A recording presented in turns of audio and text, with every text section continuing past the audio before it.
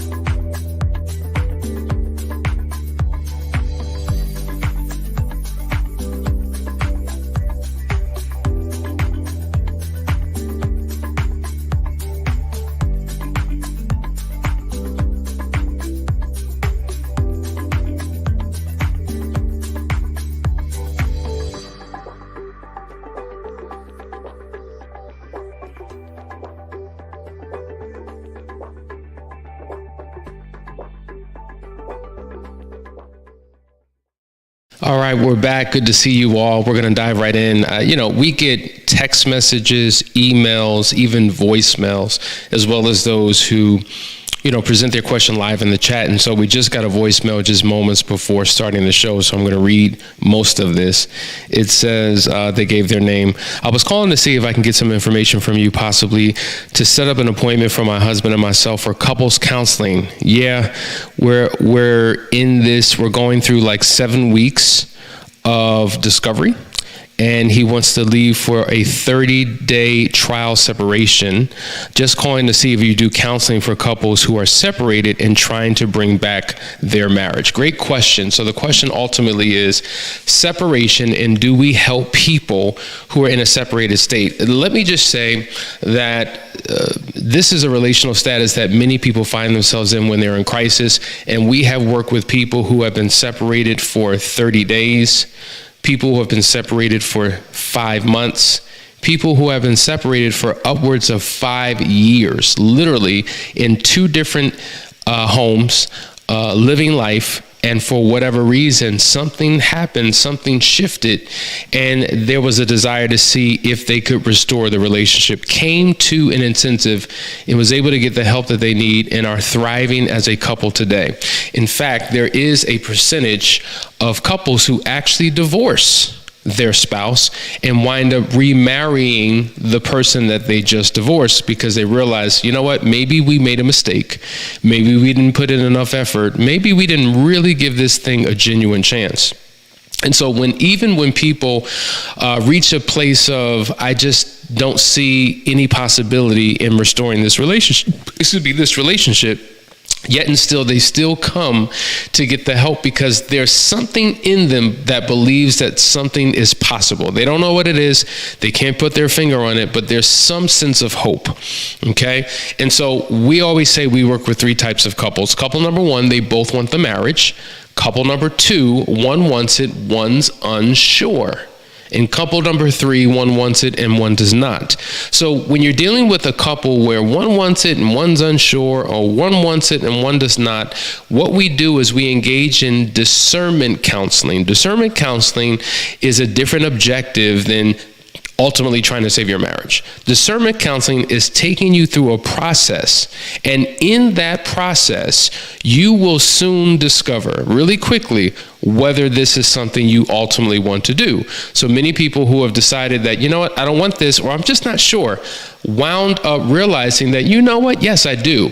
But all it took were creating an environment and having healthy conversations to address issues that they couldn't address previously because they were infusing so much emotion and feeling into the conversation that they were never able to experience any type of breakthrough. So there's something to going to a professional, a third party, that can help guide and facilitate conversations and help you experience a tremendous insight and understanding in a way that you couldn't before. So if you are in a separated state, I don't want you thinking that it's too far gone, that we're just one step closer to divorce. That may be true, but that's why we do controlled separations, which has the objective of helping you restore the relationship, getting back under one roof together, and having a blessed relationship within your marriage. So I hope that answers the question for those who are going through those type of challenges. Another question came through.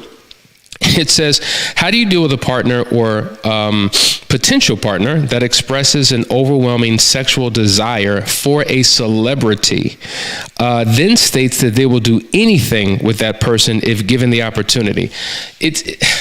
So listen, many people have what they call a celebrity crush, right? There are those individuals that you look at from a distance knowing that you'll never meet them, there'll never be an opportunity for you to be together, but it's someone that you admire, it's someone that you're attracted to, it's someone that you dream and wish that you could be with. And, you know, I get that. You know, as a child, you have your celebrity crush. Even as an adult, there are those people that you see that you're like, man, he is so fine and she is so sexy. But for many people, that's the extent of it. But when there's an overwhelming obsessiveness and a preoccupation, and now you're beginning to fantasize and visualize and meditate on what a sexual experience or what an encounter would be like with that particular person, I think you've gone too far. And then to be able to feel bold enough and audacious enough to talk about it so freely with your spouse is problematic. So having those type of desires for anyone other than the person that you were assigned to is problematic. Now, here's the challenge. This is why emotional affairs are just as damaging, if not more, than physical affairs. Because of this. You have to understand that affairs are not solely about the sex. It's about the desire. Affairs aren't just about the sex. It's about the desirability that you have for that person. You can be in a relationship and engage in sex with your spouse because those are one of the responsibilities that you have to perform in that relationship. But for many people, it feels like a duty. It feels like a task. It feels like an obligation. It feels very transactional. There's no desire. There's no anything. We did it. You roll over. You go to bed. But someone who you have a very high desire for, you may not ever touch them. You may not ever have a sexual encounter with them, but your strong desirability can be just as damaging as another person who actually has physical sex. Because now your heart and your mind and your energy and your focus and your intensity is towards a particular person who doesn't happen to be your spouse. You see, that's what's damaging about it. And when your emotions and your mind and your focus is going in one direction, it pulls from another direction. This is why we find that people who are in affairs oftentimes have this anger and frustration and they're mad all the time with their spouse. And it's just like, well, where did all this come from? It's because they have such a high intensified emotion for their affair partner. So intensity in one direction creates intensity in another direction. Does that make sense? And so that's the challenge with these celebrity crushes when you go this is a bit extreme. You know, having strong sexual desires and talking about the things that you would do to your partner. It's just disrespectful. It's disrespectful. It's problematic. And so it's worthy of a deeper dive conversation, you see? And so if you could freely feel this way about a celebrity who you would never be with, then what do you feel for someone who you do have access to, who you can be with? Now, here's the other challenge. Forget celebrities for a second. A lot of times what gets people in trouble, think about people who flirt. And many people think that flirtation is no big deal. Oh, it's harmless. It's no big deal. Nothing would ever happen. And so oftentimes you begin to flirt with someone and you share what you would do if you could do, but you can't do, so you won't do. So you'll just leave it up into your imagination. You'll just play with the idea. It's almost like there's a back and forth banter between two people talking about all the things that they would do, but no, they won't. And that's how it starts. That's the slippery slope. And when that happens, you find yourself in a web. You find yourself caught in a situation emotionally that it becomes very difficult to pull yourself out of. And at the end of the day, it feels like a betrayal. Okay? So I want to be crystal clear that betrayals are not just physical. Betrayals can be emotional. Emotional affairs are extremely damaging. So I hope that answers that question. If you have any questions, please post them. That's what this day is all about. Post your questions. Here's another question. Hassani, please want to ask why the unfaithful deny the affair even when there is enough proof. Okay? And again, does all of this apply to one who had an affair with an ex, got her pregnant, and then aborted her? So a lot of times when you're writing, it doesn't always read well, but in essence, this spouse had an affair with an ex-partner, ex-girlfriend, got her pregnant, aborted the child. She tried having him and went extremely hard to have him as her husband. My husband still denies all of what happened, even with proof. Found out 2 months ago, and I'm in serious pain. He's saying he wants to save our marriage. So here we have another situation where there's complete deniability. Okay, even when the evidence has been presented, even with videotapes and pictures and receipts and eyewitnesses and all of these things have been provided, there's still a denial. No, it didn't happen. None of that is true. And yet I want to save this marriage.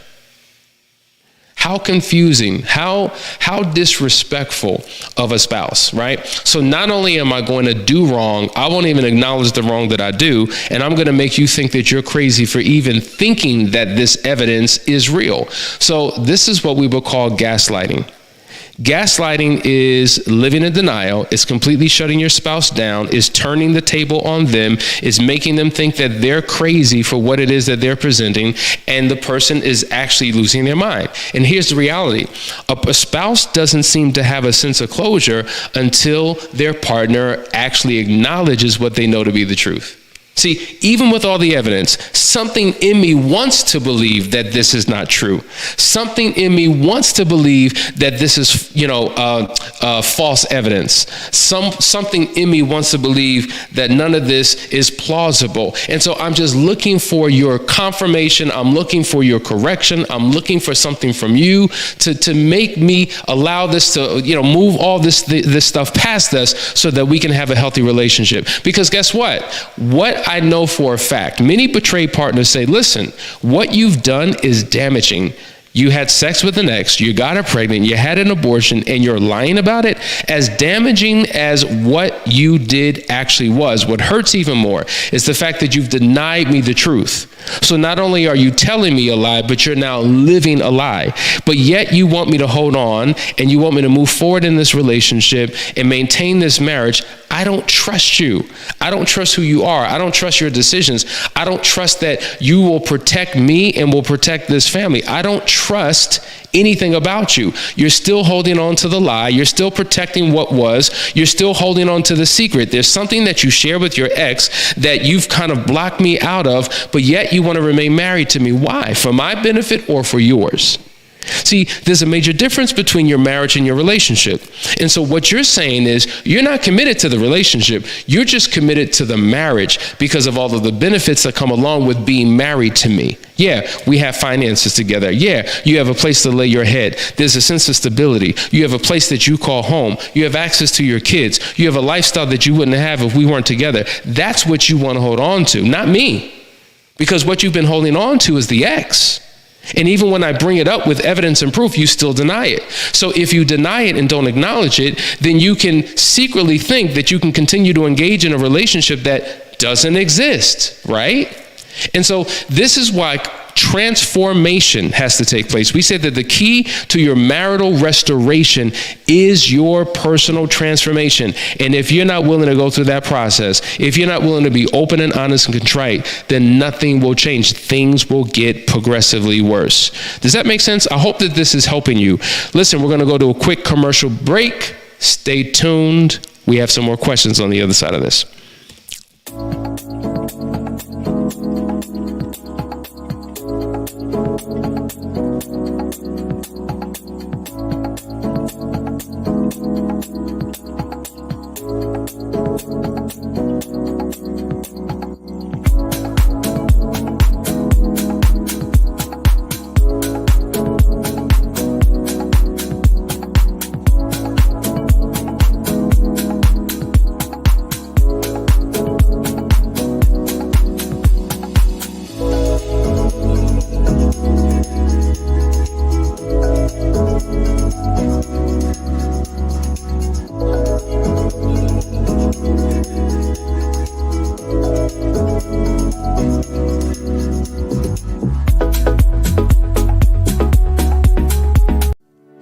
Welcome to the Couples Academy app.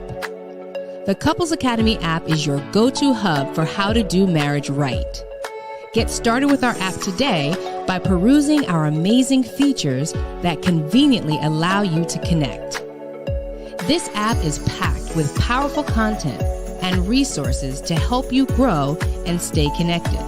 With this app, you can watch our messages, find marriage resources, watch, listen, and read the real-life stories of restored couples, sign up for events, read articles and blog posts, stay up to date with push notifications, share your favorite messages via Instagram, Facebook, Twitter, or email, and download messages for offline listening. For more information about the Couples Academy app, go to couplesacademy.org.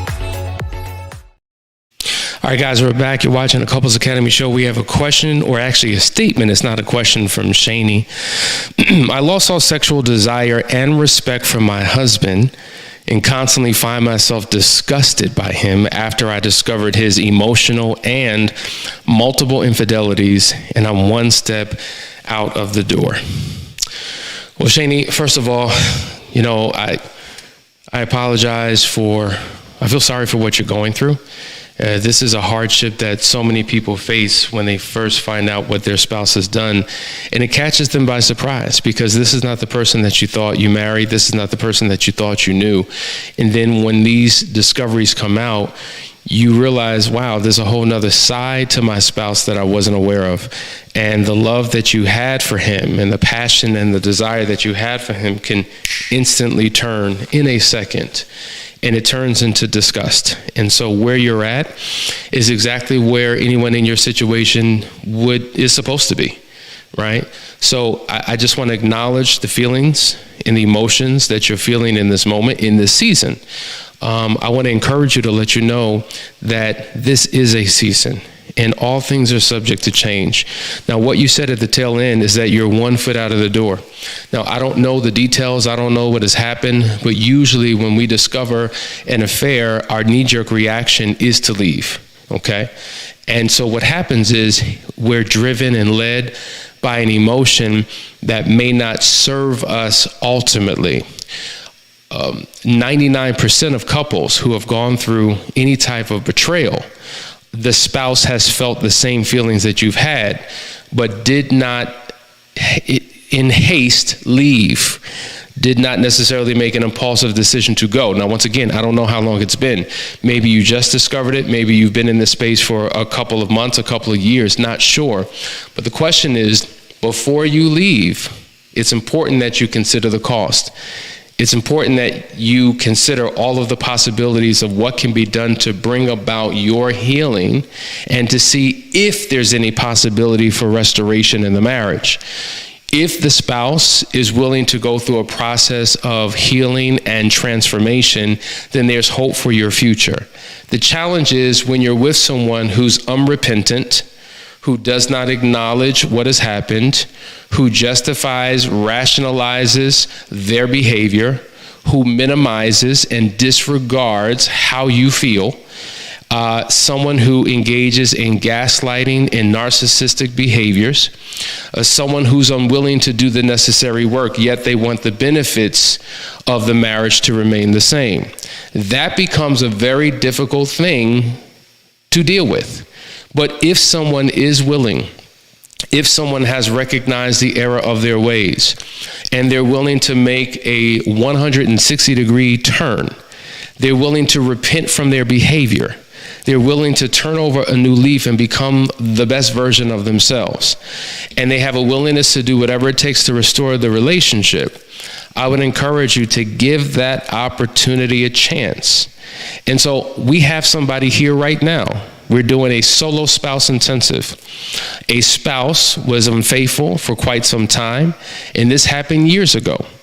And the betrayed spouse has never been able to get over it. They suffer with trust issues. They struggle with triggers. They battle with forgiveness. It's been a long time coming. And so she realized that she needed to get help for her, because she made the decision to stay in the marriage, yet she's remained broken within her marriage.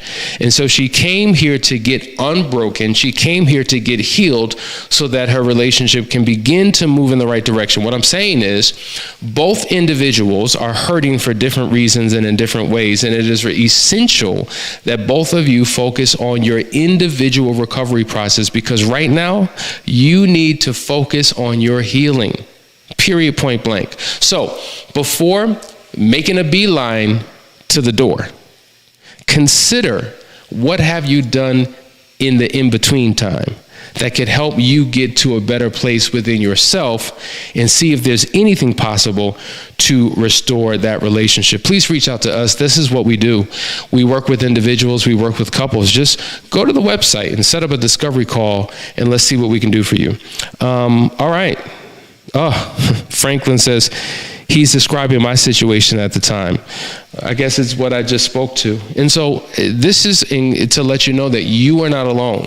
Trust and believe. A lot of people think that they're on an island all by themselves and that nobody can relate and nobody's going through what they're going through. I literally did a private marriage intensive a few weeks ago, and it took probably 5 months for this to happen, because the wife was convinced that nobody can understand what they're going through, and that nobody's story or situation is anywhere remotely similar to theirs. And she was convinced. So I had to pull receipts, as they say. And so I shared with her, listen, you're not alone in your situation. Other couples have gone through the same thing. And as I began to share those things with her and let her know that, wow, others have been where we are and have been able to overcome and heal and get to a better place. Yes, it's possible. And if it's possible for them, it is certainly possible for you. Desmi Child says, I'm struggling to rebuild my confidence and security. My husband doesn't understand. As a betrayed spouse, it is a blow to one's self-esteem, to one's self-worth, to one's view of oneself, right? There's something has broken in your self-image, because, man, I thought you loved me. I thought we had this amazing relationship. I didn't know that the problems were as bad as you articulate. And I was pretty confident, and I had a good head on my shoulders, and things were going well. I was focused on my career. I had a passion for life. I had a vibrancy. But ever since this has occurred, man, it has really taken a toll on me. And so this is why we say your individual healing is critically important. See, you can't try to restore a relationship if you continue to remain in a broken place. Why? Because you are the lowest common denominator in that relationship. So if you try to fix the marriage but you remain broken, you're just going to wind up breaking the marriage. But if you're broken and you become healed, then it lays a foundation for the possibility of healing that relationship and healing that marriage. So I want to speak to all of those individuals who are waiting for your spouse to do something in order for you to do something. You don't have to wait. You have to get what you have to get for yourself. Think about being on a plane. Before that plane lifts off, the stewardess says, or the flight attendant says, listen, in case of a loss of cabin pressure and these masks come down, make sure that you place the mask on yourself first and then assist the person sitting next to you. You don't do it the other way around. So you have to be secure. You have to be in a healthy place in order to help somebody else or to work on things outside of yourself. And so if we keep in mind that there's three relationships that we have, the relationship that I have with my God, that's my vertical relationship. The relationship that I have with myself, that's my internal relationship. And then the relationship that I have with others, spouse, right? Horizontal relationship. In order for me to have a healthy horizontal relationship, I've got to manage and master this internal vertical relationship within myself. When I begin to take care of me, and not in a selfish way, hear the context of what I'm saying. When I begin to dig deep into my own struggles and experience breakthrough, and I can see a little bit better, hear a little bit better, interpret, understand a little bit better, walk and talk and function a little bit better, it will then extend into my relationship. Hope this helps. Desmi says, I'm struggling to reveal. Oh, I'm sorry. I just read that. Yes, Asani is describing me. So listen, guys, you're in good company. We're all going through the same thing together. You know what the challenge is? When you can know something's wrong, but still rely on old means to solve problems to get very little results. We are addicted to the familiar.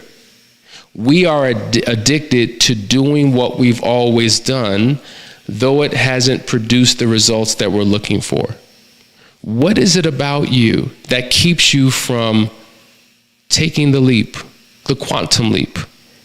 When you are in pain and your relationship is broken, you are standing on the edge of a cliff, but that is the precipice of greatness. All you have to do is jump into a new opportunity. Begin to explore something that you've never done. There's a reason why we come on here every single day, imparting wisdom and advice and guidance to you. Yes, this is some free information that will help to get you from one day to the next. But there's a deeper dive.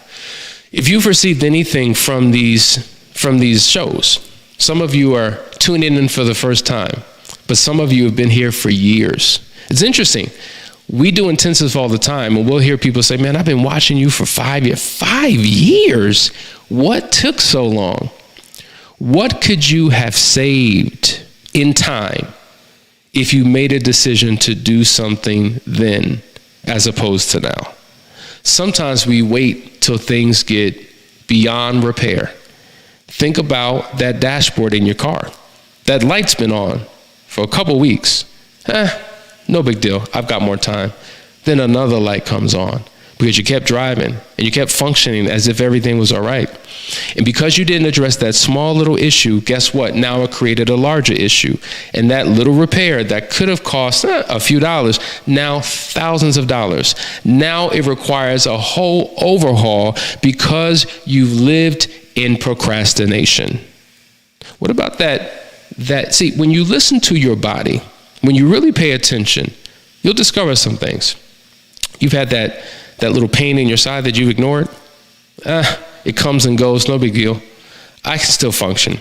I can still work. I can still laugh. I can still play. I can still do my thing. But there it goes again. It comes back. You ignore it because you don't want to go to the hospital. You don't want to go to the doctor. You don't want to find out what's really going on. And then it gets to a point where you are in throbbing pain and you cannot bear it anymore. And then you go.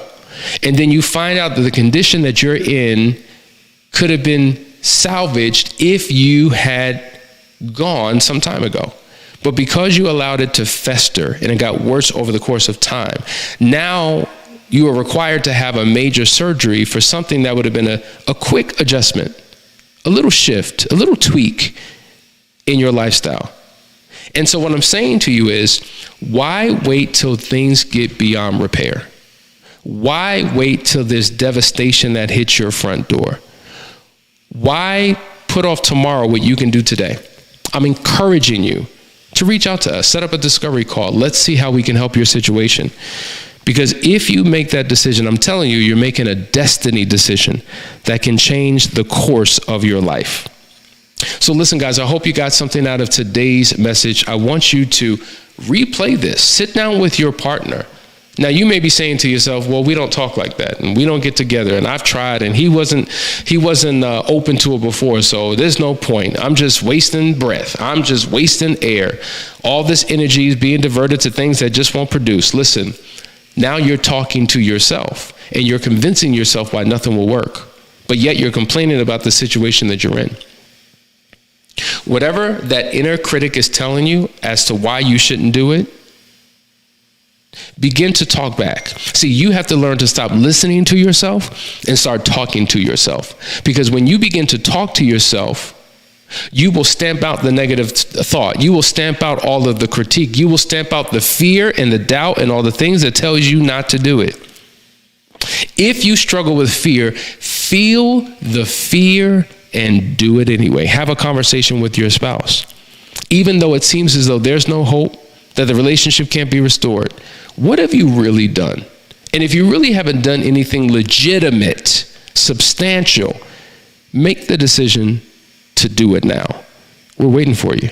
We're waiting by that phone. Listen, guys, I hope you have an amazing weekend. I hope that you connect. I hope that you find conversations that are breakthrough and transformational. And we hope that you come back on Monday because we have a brand new series that we're going to unpack. But until then, love you guys, and I'll see you on Monday.